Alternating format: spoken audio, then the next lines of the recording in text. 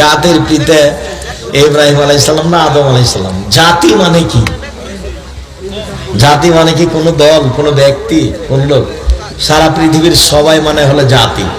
যদি সারা পৃথিবীর সবাই মানে জাতি হয়, তাহলে আদম আলাইহিস সালাম ছাড়া অন্য কে হতে পারে?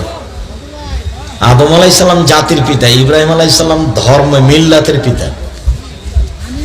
নিয়ম নীতি মেনে চলার ব্যাপারে আমাদের নবীও কাকে অনুসরণ করতেন?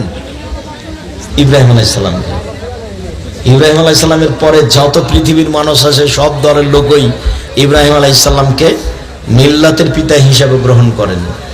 ওটা আমি জানি যে আমার উত্তর একরকম, আর একজন আর এক রকম উত্তর দিয়েছে, দিয়ে খুব ঠেলাঠেলি চলে। আমাকে উত্তর দেওয়া লাগে না। আমি কোনোদিন কোনো মানুষের পিছনে পড়ে কোনো বাক্য ব্যবহার করিনি। তুমি যাতে আমাকে খেপিয়ে তুলছো, আমি তার নামটাই নিতে পারি না, তো আমি বলবো কি?